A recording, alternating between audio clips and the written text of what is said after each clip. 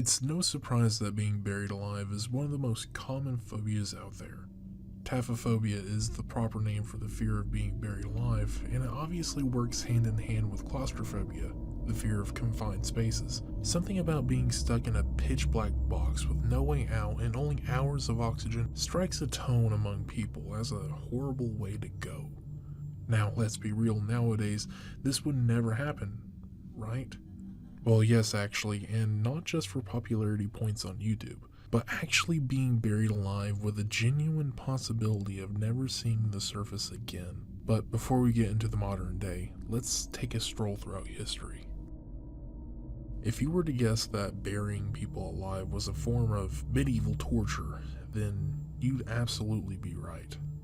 Dating back to 212 BC, China was reported to have buried scholars alive, along with burning books at the orders of Qin Shi Huang, the emperor at the time. Supposedly, this was done to suppress intellectual thought and opposition, but these claims are widely disputed. The author that accounted for these events was an official of the Han Dynasty, and likely wouldn't betray the previous ruler with a favorable review. From there, the Holy Roman Empire was known for burying criminals alive for a slew of crimes. The heavy hitters that would usually get this crime was of course murder and rape, but theft and infanticide was also specifically given this punishment. In 1508, a woman was found guilty of theft. The verdict stated instructions for the executioner to place her in the grave alive, and to quote, place 2 layers of thorns, one beneath, the other above her. Prior to that, he should place a bowl over her face in which he had made a hole to give her through that a reed or a tube into the mouth. Then jump 3 times upon her, and lastly, cover her with earth, end quote. With this case in particular, the woman appealed the punishment for mercy, and the council did oblige. Instead, they opted to drown her. Now, what about being buried alive for doing absolutely nothing wrong? In a more modern instance, a former North Korean prison worker recounted the horrible atrocities he saw to the Daily Mail. Specifically, he saw 5 school children that were leaving class. They all fell victim to a dog attack after 3 guard dogs got away from their handler. 3 of those children were killed, but the other 2 were severely injured, yet they were still breathing. Even though this was obvious, they were still put into a grave with the other 3, all 5 being killed for just being in the wrong place at the wrong time. And the final punch to the gut is that this worker watched as the dogs were almost congratulated with being pet and given food and treats. The general disregard for human life within the borders of North Korea is abundant and well known. And a story like this is, unfortunately, in addition to the mountain of other known and documented instances of human rights violations, though that is another video for another time. Now, we know about this punishment being used as an execution method, but accidents do happen.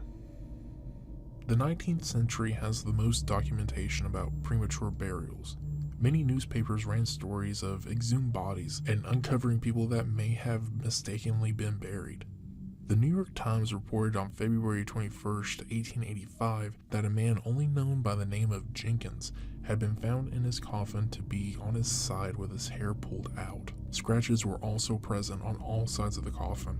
The New York Times also reported on January 18, 1886, that a girl only known as Collins had her body found with her knees tucked under her body and the inner lining of her coffin to be torn to shreds. With sensational stories like these coming out throughout the whole century, people lived in fear and worry that the next time that they wake, it would also be in their final grave.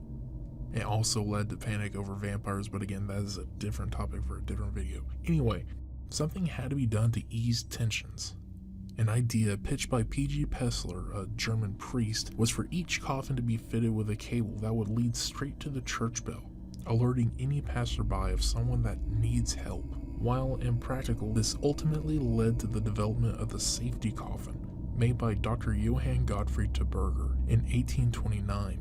This contraption involved a similar string and bell like Pessler's design, however each grave was fitted with their own system. The string would be tied around the deceased's hand and the bell would be within its own housing to prevent false alarms. The bells would alert the night watchman, in which he would promptly dig and save the person in the grave. Despite the fear that created this device, however, there isn't a single documented case that proves that it had saved a life. Now, what about the modern day? Nothing like this would be possible, would it? Well, the most recent case like this that I've found of someone being buried alive was in 2018 in Brazil. Independent wrote about a family that took it upon themselves to exhume their relative as they thought that she was possibly still alive. 37-year-old Rosangela Almeida dos Santos was pronounced dead of septic shock. Her funeral was held and she was eventually laid to rest, but neighbors around the cemetery told the family that they started to hear moans and screams after Santos was buried. 11 days passed until the family took it upon themselves to uncover her casket. When she was raised and the casket was opened, the family said that she was still warm and that there were bruises and injuries to her hands and forehead that were not present at the funeral.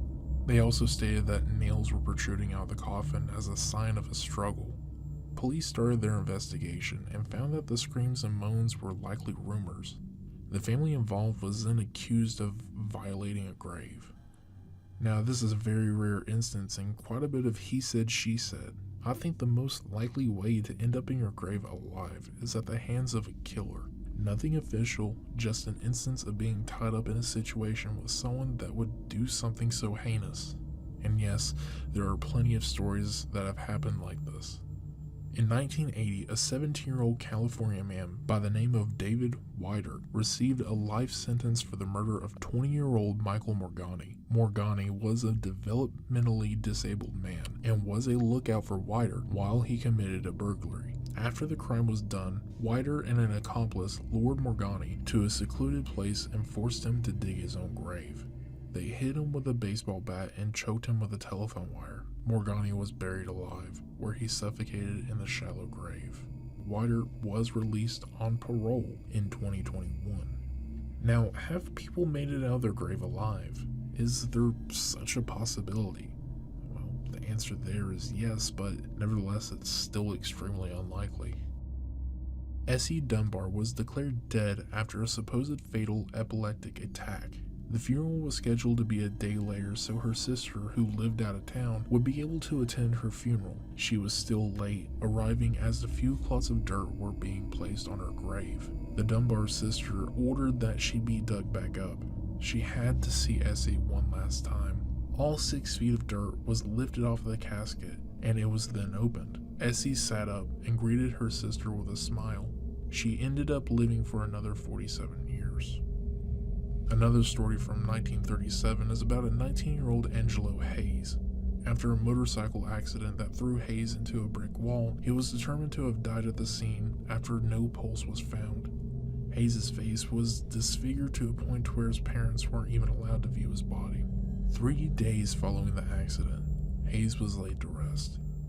A local insurance company, however, ordered an investigation that involved exhuming his body only 2 days after the funeral. To the surprise of investigators, the body was still warm, and he was found to be in a deep coma. Once out of this coma, Hayes went on to rehabilitation and to have several reconstructive surgeries. Now, these stories are only a matter of circumstance, however. Escaping your grave alone is virtually impossible when faced with a full 6 feet. By today's standards, it's incredibly unlikely for this to even happen to you, though. So rest assured, at least until you wake up in complete darkness, with nowhere to move and nowhere to go, no one to hear your screams as they slowly but surely turn to silence.